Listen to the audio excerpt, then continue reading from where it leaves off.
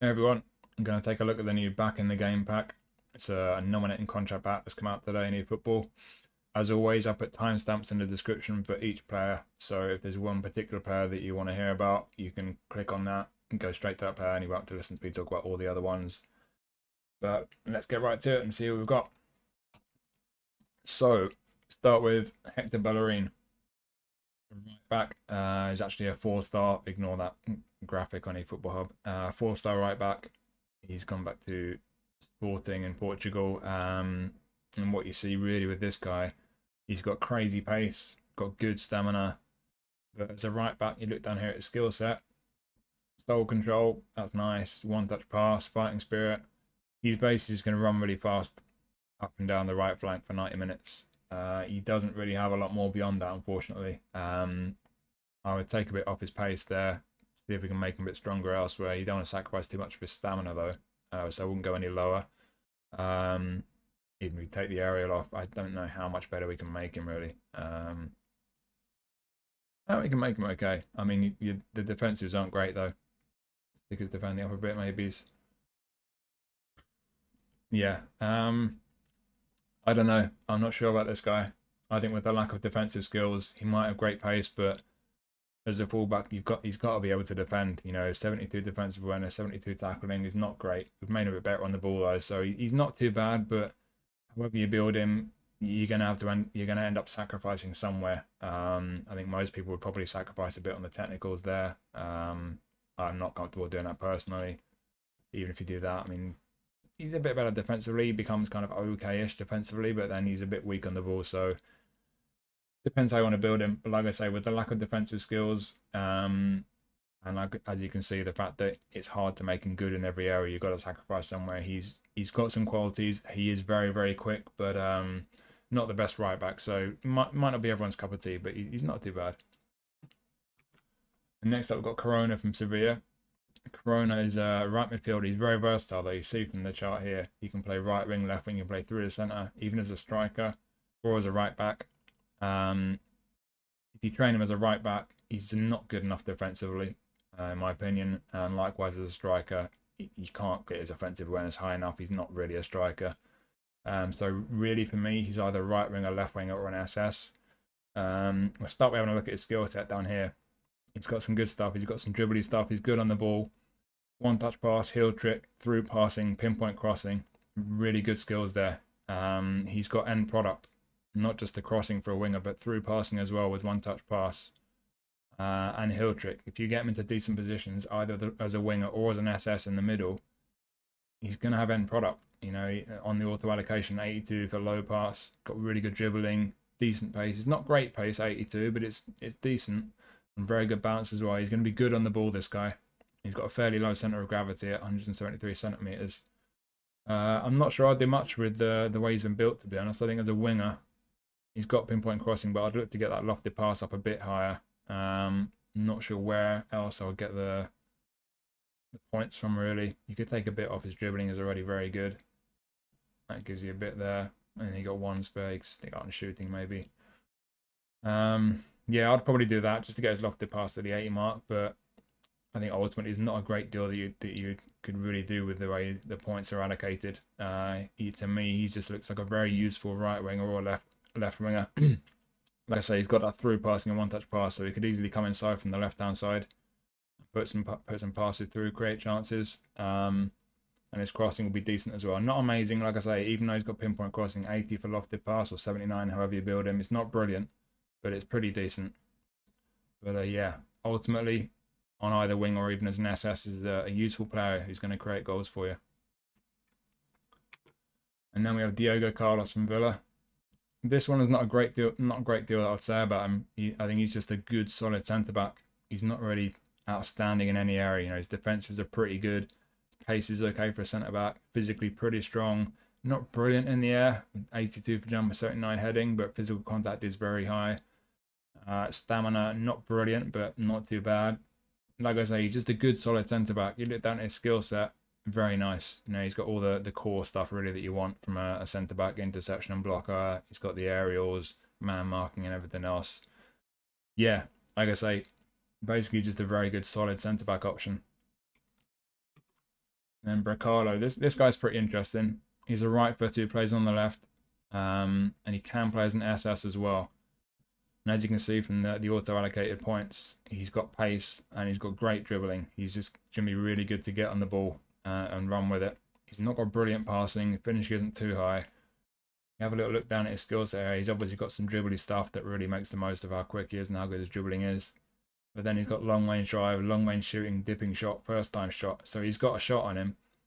So we might look to maybe get his finishing attribute a bit higher to try and make the most of those skills, because clearly he's someone who can score goals. But then super sub as well. Got to keep that in mind. Always good to have a super sub on the bench. So that's a nice skill to have. So if we look at those shooting skills and we try and make the most of his finishing there, you can take a bit of his dribbling off. I think he's still going to be very good on the ball. And then finishing, shooting, stick that up to 75 at least. It's not brilliant, but still 75 low pass, 75 finishing. Not brilliant, but not too bad. Ultimately, I think this guy could be pretty handy. You could use him either as an SS or wide left, which is his registered position. He's got goals in him. You get him into good positions. He can finish off moves for you and take his chances. But like I say, it's the pace and the dribbling that's the strongest thing about this guy. 175 centimeters, so he's not tiny, but he's not too big. So he might be one of these smaller players who's quite maneuverable as well on the ball. He looks like he could be very fun to use on the ball. So yeah, an interesting one. Could be very useful. But speaking of interesting ones, this for me is the most interesting card in the pack. Reinildo from Atletico Madrid. So initially, you see his auto-allocated points for him as a left back. You see excellent pace, excellent stamina. Physically, he's okay, not brilliant. And down the middle, he's got very good defensive attributes for a fullback. I think anything 80 plus for a fullback is good in those defensive attributes. But for me, I say this often about players in the lock positions, especially fullbacks and defensive midfielders. People seem to sacrifice some of these technical attributes, whereas I think they're very important, because you just don't want to be giving the ball away in those positions in your own half. I really would want to reallocate some of these points and make sure you're not getting caught on the ball and or giving the ball away with some poor passes. So way more passing he needs. We'll take a bit of that off, bring that down to maybe all the way down to 8. Take a bit of that off, see how much we can get on his technical. So we put them both up to 8. And a bit more on his passing as well. And maybe put the aerials back on, to be honest. Yeah. We can maybe do that. To be honest, I would prefer even more over there. In fact, I might take a couple of his defensives.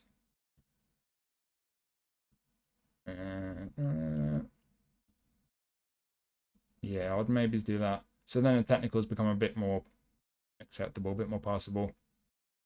And then the defensive attributes down the middle are still good for a fullback. Still got pretty good pace. I'd probably do that. That's probably how I'd do it. It's entirely up to you, obviously. Everyone's got their own way they build players. But like I say, with the auto allocation, he's technically poor. He's weak on the ball. And so I would look to fix that and just take a few points from elsewhere. But having a look down at his skill set as well. Interception and blocker, fighting spirit, man marking, sliding tackle. That's a great set of skills for a fullback. You could say you could do with acrobatic clearance, but for a starting set of skills for a fullback, I think that's great. So yeah, this guy is a defensive fullback as well. One thing I forgot to mention, there aren't many very good defensive fullbacks. I think that'll make him very popular, because this guy is pretty good. So yeah, all in all, as a defensive fullback, I think this guy's a pretty good option. He'll be pretty useful. A lot of people will like him. But what is really interesting about this guy is that you can play him as a centre back. Now, if I reset the training points, I'll show you what I would do as a centre back. So I'll put 16 on there, 11 on there, get those up to 80, and then 2 more on there. So there, that for me as a centre back is really, really interesting. You see straight away down the middle, the defensive attributes now as a centre back are fantastic. On the right, as a centre back, great pace. Physical, he's actually reasonably strong for a centre back. Balance isn't bad for a centre back. Great stamina for a centre back. And then down the left, we've got some of those key ones up to the 70 mark. His ball control is low pass. Looking down again at his skill set, you've got to revisit that. You have to say, as a centre back, he could do with 1 or 2 more. I think acrobatic clearance will be more important if you're playing with a centre back than it would be if he's a fullback. And obviously, he's not going to be brilliant in the air. That's the one caveat with this guy. So you might want to put heading and aerial superiority on him. He does have 85 per jump, which will make up for the fact he's only about 5'10", 5'11". So not the tallest if you play him at centre back, but not the shortest either. And like I say, 85 per jump. And if you put the skills on him, this guy for me could be a really, really useful centre back. He reminds me of some of the early versions of Lucas Hernandez. You could train him as a centre back and he'd be an absolute monster. And this for me is a bit of a monster as well. If you put the right skills on him, this guy could be fantastic at centre back, especially dealing with pacey strikers. I talk about this a lot. Strikers like Romario, Mbappe, and so on. You know, if your centre backs aren't the quickest, you can get caught out very easily in behind with through balls. But this guy could be brilliant for cleaning up and protecting you against those types of attacks. So something to bear in mind with this guy. I'm personally going to get this guy, and I think this is how I'm going to train him, because I think that makes him a very, very useful centre back. So next up, I've got Bentancur from Tottenham. This is a box-to-box centre midfielder.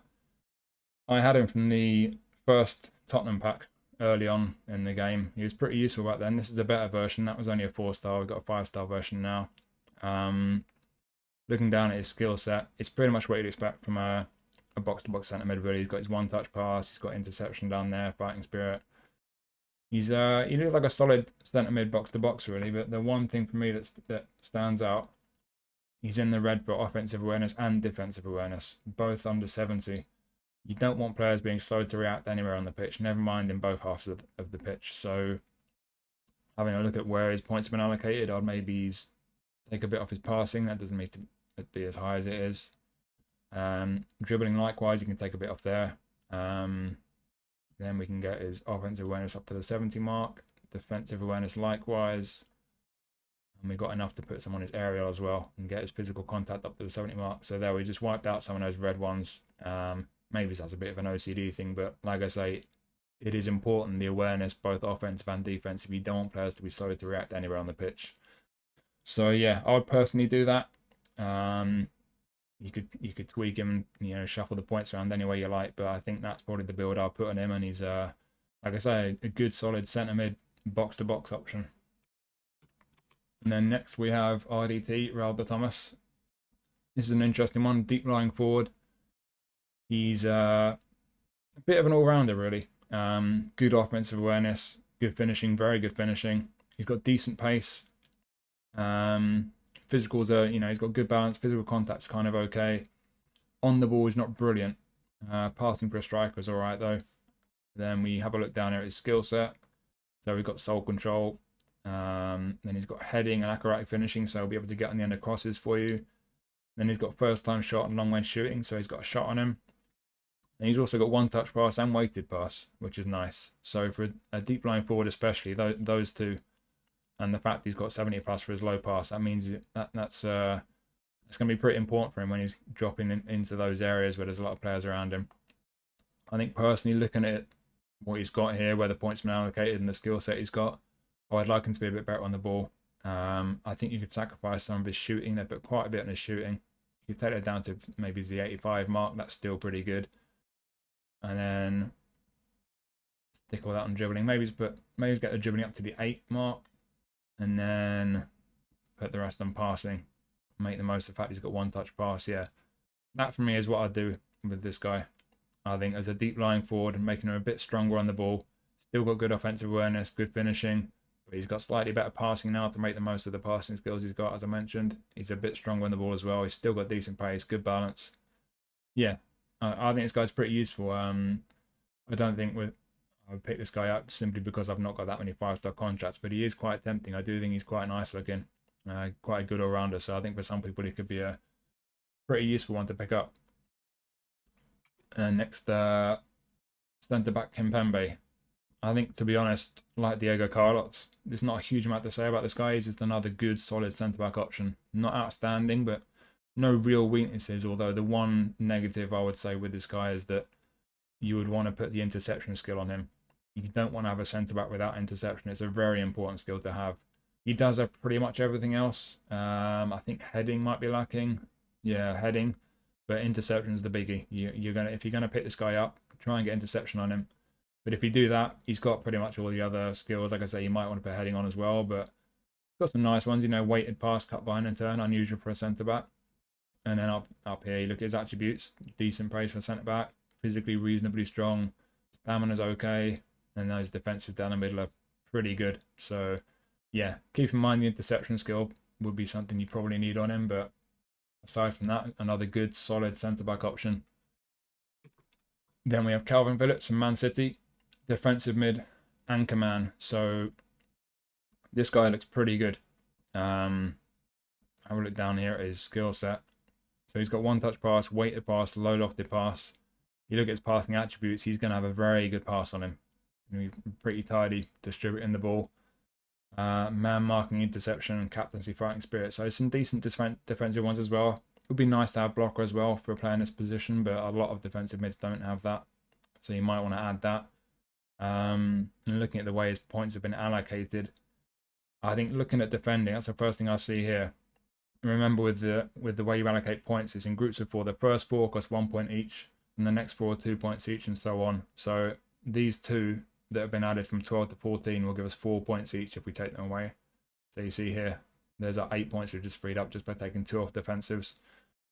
So with that, I would want to get his aerial up to the point where he's got 80 physical contact, 80 jumping, and then with 2 left, I'm going to put that straight on his technicals there. That for me is how I build Phillips. So now he's a bit tidier on the ball, still got that great passing, still defensively strong.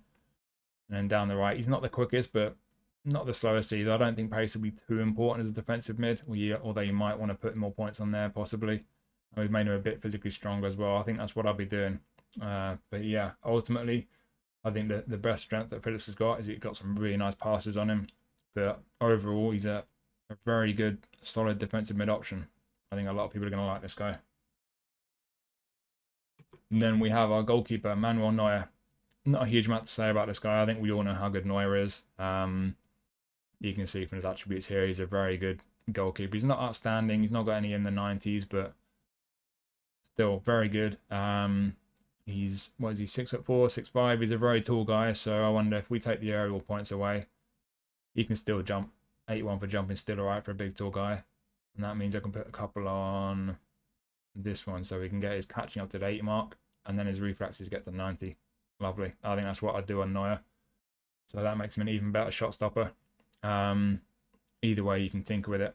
Tinker with those points wherever you like. Neuer is Neuer. We all know how good he is. But yeah, as always with any version of Neuer, there's only one thing you need to keep in mind, and that is that he's going to go walkabout. He loves to come out of his area and play sweeper keeper. So if your opponent is wise to that, you might find you're at risk of getting lobbed. But aside from that, it's Manuel Neuer. It's a good version of Manuel Neuer. And if you need a goalkeeper, I think a lot of people would be very, very happy picking this guy up.